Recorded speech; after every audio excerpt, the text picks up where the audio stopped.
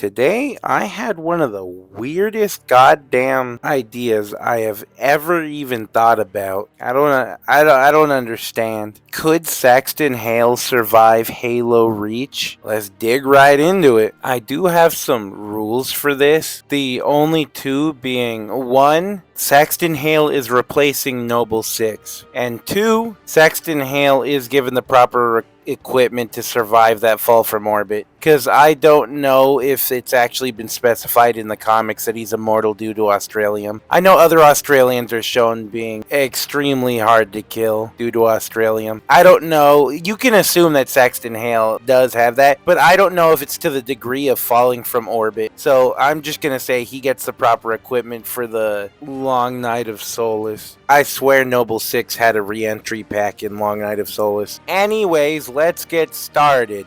And we're gonna have to skip the first mission because it's literally just a cutscene. Anyways, let's start it off with Winter Contingency. Winter Contingency is really not gonna be that hard for someone like Saxton Hale. Maybe some of the elites will dodge him every now and then, but I think he's gonna be able to just punch his way through everything, honestly. Jackals aren't strong enough to survive a punch from Saxton Hale, and neither are grunts if he goes for the head. Elites might take one or two hits if they're lucky to get hit in a spot that they can survive from, but I think generally the enemies in the first levels will literally only take like one hit. That's it. They're dead. Plasma pistols and plasma rifles won't really be a threat to him because he kind of scales above every TF2 weapon, and there are weapons in TF2 that just straight up disintegrate entire people and robots. Don't get me wrong, plasma weapons in Halo's lore are powerful, but they don't disintegrate the entire structure regardless of where it hits it. They just make a hole that goes through it like a bullet. Not to mention, energy shields have a really hard time against things that aren't bullets or plasma.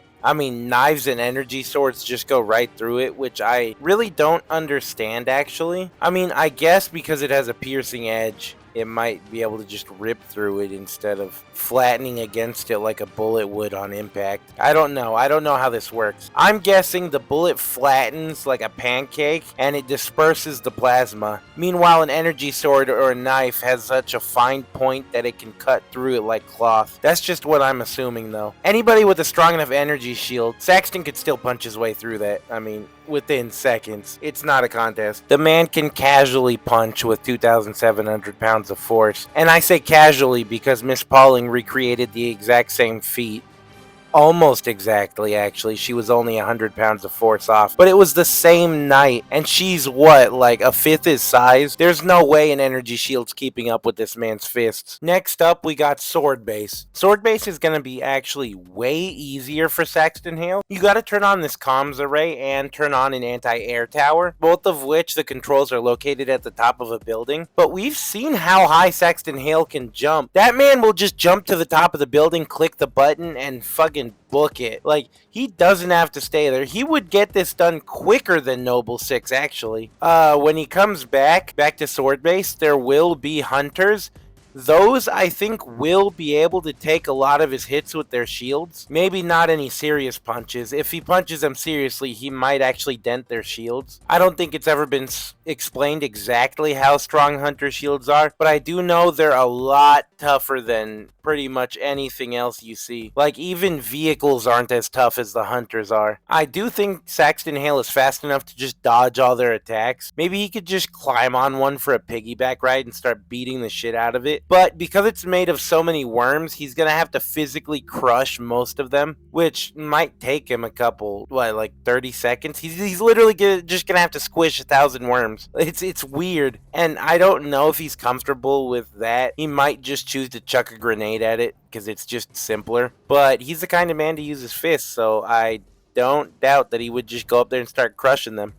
Or take their cannons off and use them against themselves. So, hunters will be a bigger threat, but they won't be anything he can't handle. I guess it would be funny to watch Saxton do the end of the mission where you're supposed to get rocket launchers and shoot the Covenant ships out of the sky. Maybe Saxton will be able to just jump up and beat the shit out of the pilot seat until they fall out. I really think that unlike Noble 6, Saxton can just jump into the air, grab the Banshee, and just like break the wings off. Next up is Nightfall. I don't know if Saxton Hale is very sneaky. He isn't wearing 1,000 pounds of armor, so that might actually help him. There's nothing too different about Nightfall, except there's a lot more sentry guns on that hill at the end. And I guess you do discover the invading army, but there's actually less threats in Nightfall than there was in Sword Base. There's no hunters, at least that I... Oh, wait, no, the Guta! The Guta, of course. Those are gonna be the one thing. I think he's gonna love fighting the Guta, and maybe the Moa will remind him of Australia. But I think he's gonna see these Guta, and he's gonna be like, I wonder if I can transport some of these back home, like Yeti part, but Guta part. he's gonna wait for Cat to tell him what it is, and he's gonna be like, how much would it cost to transport these things? That would be wild. That would be wild. Saxton Hale fighting Gutas, and they freaking shake the ground whenever they move. They growl. They got giant claws. I think they're actually more of a threat than the Yetis. Of course, Saxton Hale's still punching a hole in its stomach. I mean, it's Saxton Hale. If he can explode a Yeti, he can punch a hole in a Guta's stomach. So he's just gonna have to dodge a little bit so he doesn't get sent flying. I mean, he will survive getting sent flying, but it's gonna be annoying if it happens too many times. Tip of the Spear's a pretty fast mission. He's just gonna have to take out a anti-air gun and then kill a high priority zealot and then take out another anti-air gun. Then he's just gonna have to go into the spire and press the detonate button. Okay, so the first part's gonna be pretty fast. He's gonna go to the first spire. He's gonna punch the shield over the core. He's gonna crush the core in his hands, and he's gonna book it as fast as he can. I really don't know if he could survive an explosion of that size. Australians in general are tough in TF2 comics because of Australium, but I don't know if there's an upper limit to their durability, so I have to draw conclusions. He's gonna make it to that zealot. It'll take 2, maybe 3 punches, because zealots have really strong shields compared to other Covenant. I'm thinking, what was it? Field marshals that have the strongest shields, but you only see like 2 or 3 of them at the end of the game, and they take forever to break down their shields. Whatever. He's gonna get to the next anti-air gun. He's gonna do the exact same thing he did before. He's gonna have to fight 2 wraiths and 2 hunters. I think he could do it just fine. Maybe he'll just kick a wraith off the side of the cliff. Who knows? But he's going to have to use a gun if he wants to get to the next section, because it involves riding inside of a what do you call them? I think they're called Hornets or something. Anyways, it's a helicopter. You're supposed to defend the helicopter while you fly to the next section of the game. Saxton Hale is going to have to use a gun instead of his fist during this, unless he does something stupid like just punching the plasma out of the air as they go, which I wouldn't doubt he would try to do. He's a fucking idiot, but he's a smart idiot. So I think he'll do fine here. He has weapon experience. I mean, he's not stupid. The only reason he mainly does hand-to-hand combat is because any CEO of a rival company can take his company from him if they beat him in an unarmed combat. But he does own a weapons company, and I guarantee he's used the weapons that he's made at least once or twice. So a grenade launcher shouldn't be that hard for him to use. Saxton Hale doesn't actually have to waste time fighting at the spire. He could honestly just run in a straight line and jump into the gravity beam, just go to the top of the spire, run over the control panel, click detonate, and jump into the helicopter. Just like that. You know, I wouldn't be surprised if for Long Night of Solace, they gave Saxton Hale a spacesuit so he could just get out of his spacecraft and beat the shit out of the out of the banshees that are flying around. Like, I wouldn't be surprised if he kept taking a banshee and just crashing it into other Covenant ships, grab a new banshee, crash it into another ship, maybe take control of a phantom, crash it into another ship. You know what I'm saying? I don't think Saxton Hale's gonna like that he has to disable the jets of the Covenant carrier, because that would require using a gun and not your bare hands. You never know. Maybe he could just Superman jump into that shit. You know, like when Captain Marvel flew through that Thanos' ship. Maybe he could just do that to the Covenant carrier. No, he couldn't. They need to get it to refuel. Oh, that's funny. Yeah, no, he'll get through this mission just fine. But he's not saving George. He's not saving George. He'll just be like, "Good job, mate. You did a good job. I'll tell everybody about what you did." Anyways, I'm gonna leave now because I don't want to get blown to shit. See ya. Next up, is Exodus. This is where my second rule came in. Saxton Hale had a re-entry pack, so he did not die upon impact. Saxton Hale's literally just gonna snap the necks of all the freaking jackals at the beginning. Was there like 2 of them? And he's gonna hear about we're just assuming he has a comms device on him the entire time.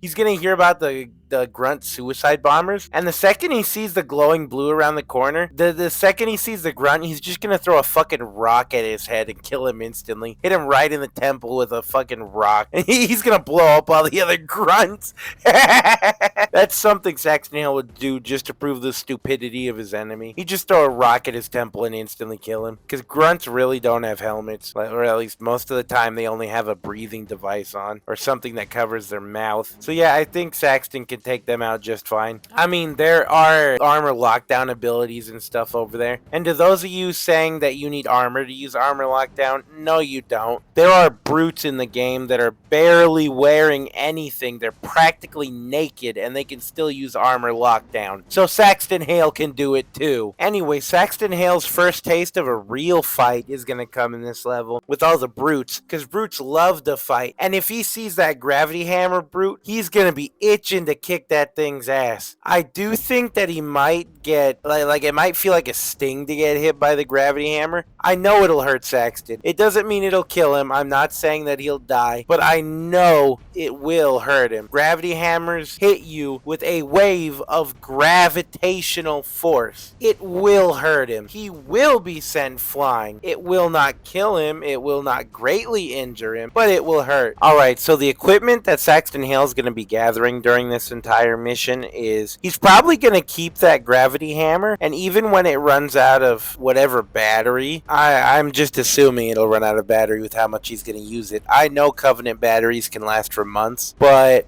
I think he's going to keep that hammer, and he's going to keep the jetpack that the bullfrogs give him, because he's going to need that jetpack. Sure, he can jump great distances, but I think he'll keep the jetpack just as an insurance policy in case he doesn't do a jump properly. I know he can jump far, but I know he can't jump that far. 2-story building, straight up, sure. There's no way he's doing a 100-foot horizontal jump. He's going to be able to turn on the anti-air batteries. He's going to be able to fight his way to the buttons. This mission's done for. The brutes aren't really going to be able to stop him, but they are going to be in the strength range that the Yeti was. New Alexandria is probably going to be tedious for Saxton Hale since he has to actually sit in the helicopter and wait for them to get to the destinations to turn off the jammers. Saxton Hale won't even probably have to press the button to turn off the jammer, so that explosion won't happen. He'll most likely just punch through it and it'll stop. I don't know. Bugger Swarm might annoy him. Saving Sergeant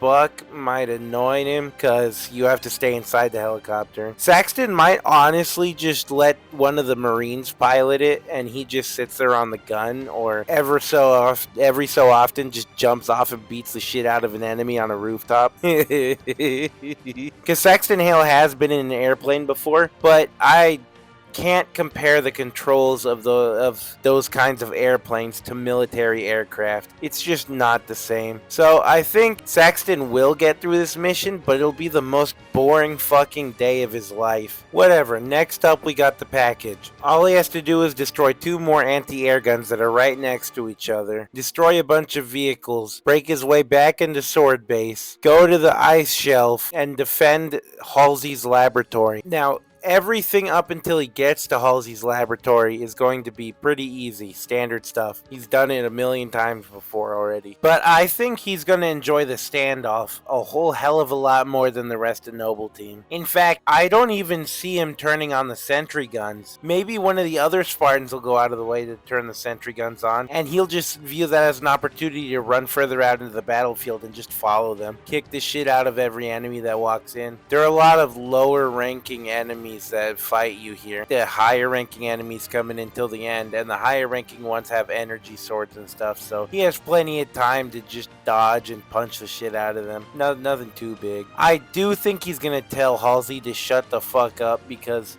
she talks a lot, and I don't think Saxton Hale likes when people talk a lot of shit. So he's just gonna tell her to stop fucking talking, steal Cortana, and get the fuck out of there to the next level. Finally, we have Pillar of Autumn. Pillar of Autumn, the final level, besides, well, Lone Wolf, but Lone Wolf doesn't really count, you know?